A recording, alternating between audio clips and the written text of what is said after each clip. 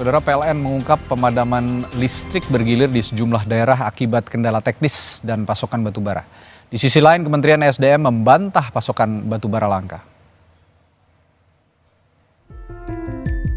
Pemadaman listrik bergilir di sejumlah daerah membuat banyak pedagang berkeluh kesah. Salah satunya Sri, pedagang elektronik di kawasan pertokoan Cicadas, Kota Bandung, Jawa Barat. Aktivitas jual beli di tokonya terhambat karena listrik kerap mati beberapa minggu terakhir. 2 hari ke belakang pernah 1 kali sampai jam 6:30 dari sore. Cuman besoknya enggak, besoknya lagi mati sama jam segituan sih, sore sampai jam 6:30-an kayak gitu. Misalkan nggak punya genset juga kan repot. Kalau misalkan kita ada yang masuk, ada yang apa, pengen lihat kayak TV atau kulkas, mati masa mau dilihat apa? Pengen lihat gambar atau misalkan speknya kayak gimana, nah itu kan. Pedagang di daerah lainnya seperti di Depok dan Indramayu, Jawa Barat, serta Blora dan Semarang, Jawa Tengah juga terdampak pemadaman listrik beberapa waktu belakangan. Mereka merugi hingga ditinggal pembeli karena usaha mereka sulit beroperasi saat dapat giliran listrik padam. Menteri ESDM Bahlil Lahadalia menyatakan telah berkomunikasi intensif dengan Direktur Utama PLN terkait teknis mencegah pemadaman listrik. Bahlil memastikan tak ada kendala pasokan batubara dari pihak Kementerian ESDM ke PLN. Namun, PLN perlu memastikan teknis distribusi batubara tersebut berjalan lancar ke pembangkit listrik PLN dan mitranya. Batubara tidak ada kelangkaan. Nah, tapi teknisnya untuk sampai di power plant-nya itu bukan tugas Dirjen Minerba. Itu sudah merupakan teknis daripada manajemen logistik yang dilakukan oleh PLN. Itu. Jadi pemerintah punya kewajiban adalah menyiapkan alokasi perusahaannya apa dan segera mendorong untuk kontrak. Masalahnya yang PLN sampaikan itu adalah mereka kekurangan medium, kalori yang medium. Tapi itu kan teknis mereka. Sama maintenance. Pengamat ekonomi energi Universitas Gadjah Mada Fahmi Radi menilai pemerintah perlu mengkaji ulang harga batubara untuk kebutuhan dalam negeri atau Domestic Market Obligation (DMO).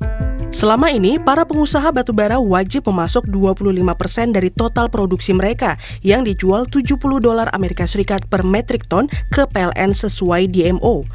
Angka itu lebih rendah dari nilai harga batubara dunia, kini lebih dari $100 AS per metrik ton.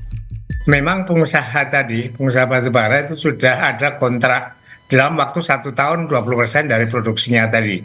Nah, tetapi tidak ada detail itu ya, tiap bulan berapa dan sebagainya itu ya. Sehingga kadang-kadang ini dimanfaatkan oleh pengusaha batubara pada saat harga batubara dunia itu sedang tinggi gitu ya. Sekarang misalnya sekitar $135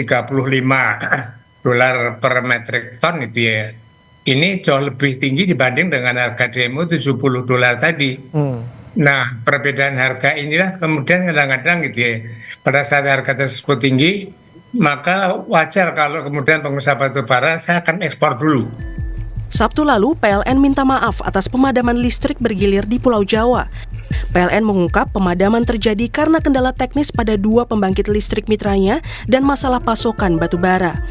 Pemerintah perlu bergerak cepat sebab hidup masyarakat bergantung pada listrik yang harus terus menyala.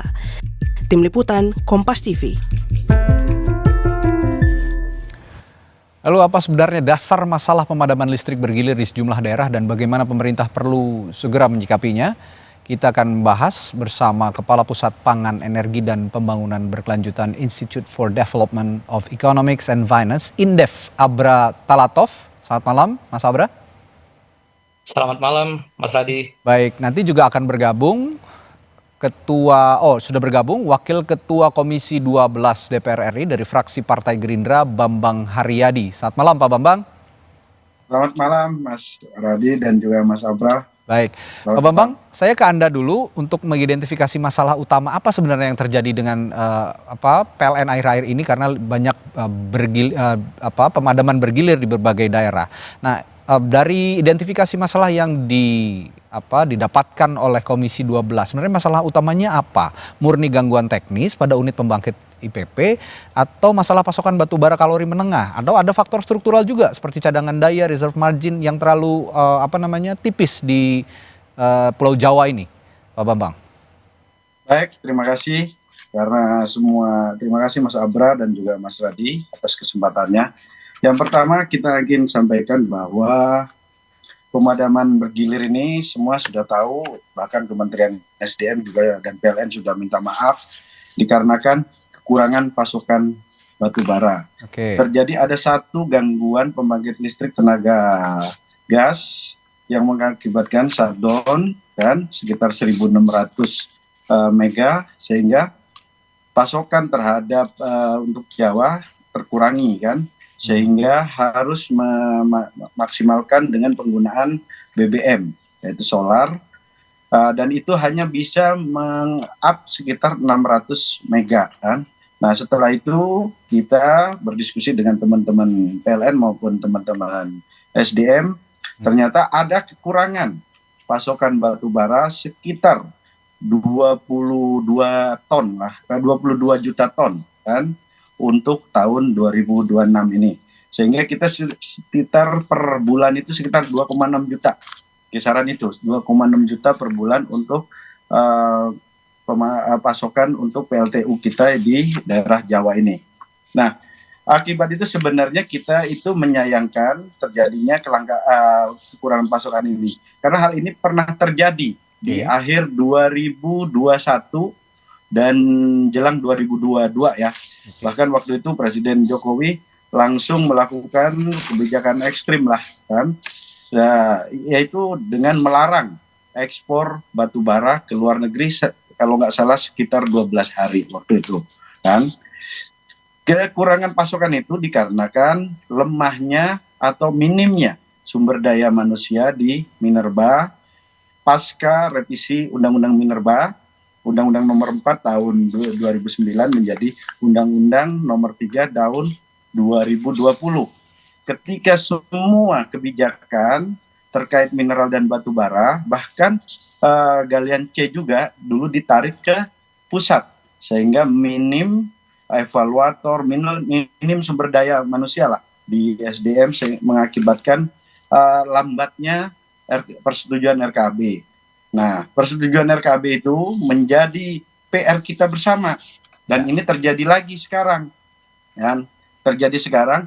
Maka ketika kemarin 2024-2025 ada revisi Undang-Undang Minerba, kami menjadikan PR ini, menjadikan PR terkait lemahnya pasokan untuk PLN, maka itu di salah satu pasal di Undang-Undang Nomor 2 Tahun 2026 ayat 3, pasal 5 ayat 3, kita sudah masukkan kan bahwa semua pemegang IUP dan IUPK wajib memenuhi kebutuhan badan usaha milik negara yang menguasai hajat hidup orang banyak. Nah, di pasal penjelasan di penjelasan pasal tersebut juga kita jelaskan siapa aja BUMN yang wajib dipenuhi. Salah satunya adalah sektor kelistrikan dan energi. Jadi sebenarnya kalau regulasi atau mandatori dari undang-undang ini dijalankan secara baik oleh teman-teman SDM, saya pikir tidak ada masalah ya, tidak akan terulang lagi. Baik. Saya ke Mas Abra dulu. Sebelum saya tanya soal kendala pasokan batu bara dan apa yang perlu jadi prioritas fokus pemerintah supaya pasokan aman, saya ingin tanya dulu dari perspektif ekonomi. Berapa kira-kira estimasi kerugian langsung ataupun tidak langsung akibat pemadaman bergilir ini? Mungkin Indef sudah punya data sementara yang sudah dikumpulkan. Karena banyak hilangnya produksi industri, kerusakan peralatan, dan dampak rantai pasok yang terdampak pemadaman bergilir ini, Mas Abra. Iya, Mas. Jadi memang jelas bahwa pasokan listrik ini menjadi prasyarat paling vital yang dibutuhkan oleh masyarakat, oleh industri, apalagi pemerintah memiliki target yang sangat ambisius terhadap pertumbuhan ekonomi 8%. Dan target pertumbuhan ekonomi yang tinggi tadi itu tentu nantinya akan berimplikasi terhadap kebutuhan untuk pasokan listrik. Di dalam RPTL 2025 sampai 2034, Mas, itu bahkan pemerintah menetapkan proyeksi penjualan listrik itu sampai 8% mengikuti dengan target pertumbuhan ekonomi.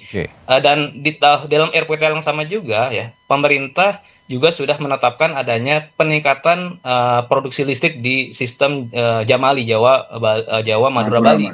sampai 33 gigawatt. Dan termasuk di dalamnya adalah 2 gigawatt batu bara atau PLTU. Jadi secara alamiah saja sebetulnya ya pemerintah sudah memperkirakan ada kebutuhan produksi listrik dan juga pada akhirnya kebutuhan batu bara. Nah, di tengah kebutuhan yang tinggi itu ternyata ya kita saat ini mengalami anomali, justru pasokan batu baranya terkendala gitu Mas.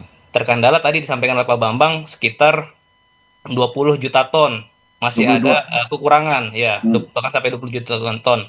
Nah, sebetulnya sebelum bicara kekurangan 20 juta ton tadi, Mas, kalau kita bandingkan dengan realisasi DMO batubara di tahun lalu, Mas, itu realisasinya mencapai 870 juta ton. Nah, saat ini itu dari 600 juta ton meningkat menjadi 733 juta ton. Ada relaksasi. Nah, artinya ada selisih nih, Mas.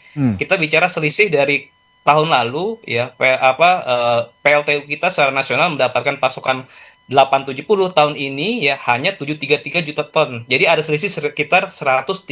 Ini di periode yang sama ya? Iya, di periode tahun ini. Jadi memang ini saya pikir masalah struktural, masalah yang cukup sensitif ya, karena pada akhirnya tadi kebutuhan untuk hari operasional batubara yang idealnya itu adalah 15 sampai 20 hari. Saya nggak tahu apakah Komisi 12 juga sudah pegang data. Ini sebenarnya sekarang ini berapa yang dipegang oleh baik PLN maupun oleh IPP. Karena tadi Pak Bambang bilang di tahun 2021, 2022 awal itu pernah kejadian HOP kita, hari operasional kita hanya 5 sampai 10 hari. Krisis, makanya waktu itu pemerintah melakukan rem darurat untuk melarang ekspor selama 1 bulan. Itu untuk menjamin pasokan. Ya, jadi intinya sudah ada estimasi berapa besar kerugiannya, singkat Mas Abra, sebelum saya ke Pak Bambang lagi? Ya Mas, ini memang karena masih berjalan Mas. Jadi masih berjalan ya, jadi masih di pemadaman ini akan berlanjut sampai kapan? Yang jelas sektor industri manufaktur ini yang paling terpapar. Karena dampak parah. Kemarin Mas, penjualan listrik dari sektor industri itu mengalami kenaikan sampai 17,1%. Artinya memang industri manufaktur kita sedang mengalami masa ekspansi. Nah, di dalam masa pemulihan ekonomi ini dan ekspansi, tapi ada gangguan pasokan listrik, tentu itu kan menjadi tantangan besar buat pemerintah untuk mencapai target pertumbuhan 5,4% di tahun ini, Mas. Baik, Pak Bambang, tadi kalau kita menyimak berita pengantar sebelum kita berdialog ini, Menteri SDM mengatakan sebenarnya bukan lagi ranah minerba ketika ada urusan administratif yang harus dijalankan oleh PLN. Tapi PLN juga mengatakan bahwa ini ada masalah birokrasi yang terhambat begitu di Kementerian SDM. Nah, ini kan SDM sebagai regulator, PLN ini sebagai aplikator. Seharusnya kan ya berkomunikasi dengan baik supaya masalah listrik untuk masyarakat tidak akan peduli soal administrasi, birokrasi dan sebagainya.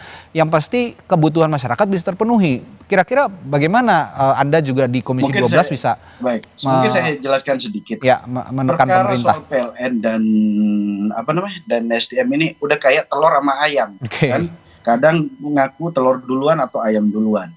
Kita harus berkaca kejadian ini udah sering terjadi. Makanya di revisi Undang-Undang Minerba kita tidak lagi bicara DMO. Ketentuan di undang-undang boleh dibaca di pasal 5 ayat 3 kan? Di pasal 5 ayat 3 itu diwajibkan kepada badan usaha kepada seluruh pemegang IU kan sebelum melakukan ekspor wajib, itu bahasanya wajib lah. Dan badan usaha milik negara. Nah, kita terus kembali lagi ke RKAB, kebutuhan PLN itu setiap tahun sekitar 152 juta.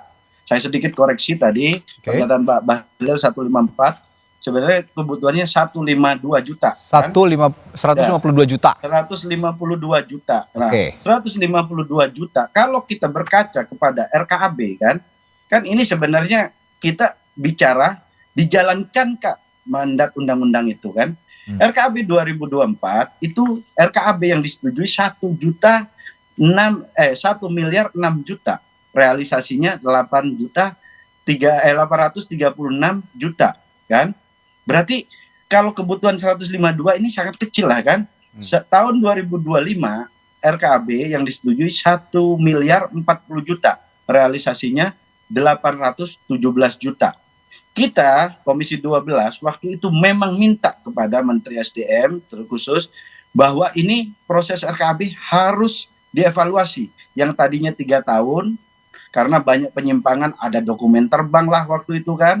Nah, mereka nggak nambang tapi dijalanin. Nah, maksud kami dengan mengevaluasi menjadi 1 tahun, bukan berarti asal tebang, asal pangkas, tapi berdasarkan performance kan. Kalau memang tahun kemarin kita anggaplah yang 2025 itu 1.040 juta, realisasi 817 juta. Berarti ada 222 juta yang tidak perform. Nah, 222 juta inilah yang disisir.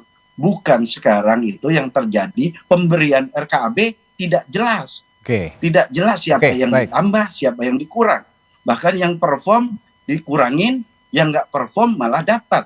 Nah, maksud kami Komisi 12 bolak-balik minta kepada SDM untuk menjelaskan bagaimana proses pemangkasan lah kan, untuk lebih efektivitasnya RKAB ini. Tapi mereka sampai saat ini tidak pernah memberikan kejelasan. Pak Bambang, Pak Bambang, sorry saya potong.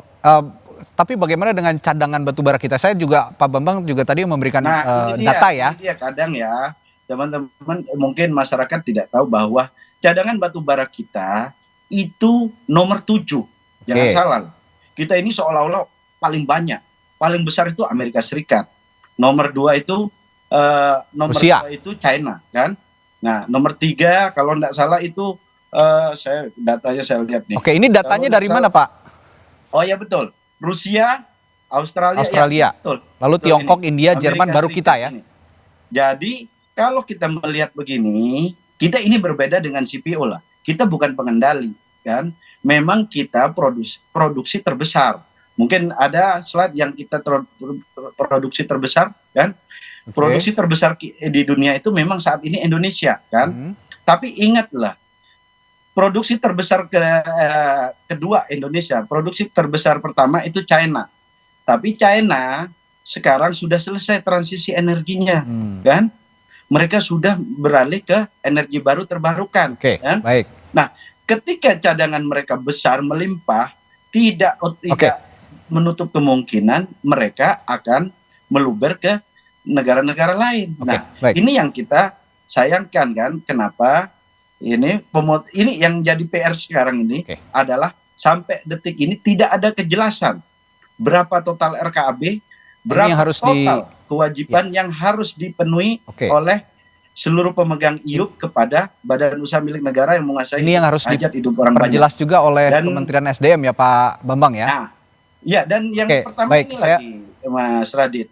Mereka juga tidak menjalankan mandat undang-undang pasal 5 ayat 1. Baik Pak Bambang, saya tangkap. Yang berbunyi bahwa mereka itu wajib mengkonsultasikan, bukan persetujuan ya, menyampaikan berapa sih RKAB total, berapa untuk keperluan BUMN. Ini yang harus di follow up ke Kementerian SDM. Saya singkat terakhir ke Mas Abra.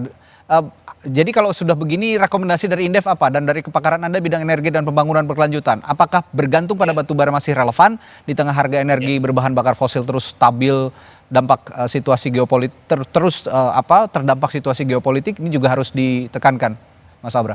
Ya, belajar dari pengalaman sekarang. Jadi intinya ini kan persoalan juga muncul akibat pengesahan RKAB yang terlambat. Yang semestinya idealnya RKAB itu bisa ditetapkan di tahun sebelum operasional berjalan, sehingga tidak menjadi gangguan bagi para produsen maupun pembangkit. Yang kedua, saya pikir perlu ada penyesuaian Permen DMO tadi terkait dengan penetapan waktu RKAB. Kemudian yang kedua adalah agar kuota DMO dalam RKAB itu diprioritaskan untuk sektor-sektor di hulu, khususnya di sektor listrik, kemudian pupuk dan lain sebagainya. Sehingga meskipun pemerintah punya motif untuk memberantas under invoicing ya, tetapi juga jangan sampai ini justru berbalik arah ya, membahayakan ketahanan energi kita. Jadi juga harus diperhatikan kira-kira resikonya terhadap keandalan listrik kita. Kemudian yang berikutnya adalah dalam hal tadi Pak Bambang mengatakan sudah ada revisi Undang-Undang Minerba, jadi kita tinggal menunggu bagaimana sikap tegas pemerintah ya untuk dalam tanda kutip memang memaksa ya para pemegang IUPK tadi untuk memenuhi komitmennya untuk agar HOP batu bara tadi bisa dipenuhi karena 1 gigawatt Mas, kurang lebih itu butuh 8.000 sampai 12.000 ton Baik. per hari, artinya sekitar 4 juta ton batu bara per tahun. Nah, ini harus bisa dipastikan di tahun ini kita aman dan jangan sampai terulang lagi di tahun-tahun berikutnya. Karena ketika terjadi persoalan listrik, ini pasti akan menjadi sentimen negatif bagi investor. Betul, Mereka akan ragu betul. untuk meningkatkan ekspansi produksi di kawasan industri maupun di berbagai sektor. Nah, artinya ini harus menjadi wajah mengenai iklim investasi kita di mana kebutuhan pasokan listrik itu menjadi hal yang sangat fundamental, Mas. Ya, oke, baik. Ini yang harus dibenahi juga masalah koordinasi termasuk juga penyusunan regulasi ya.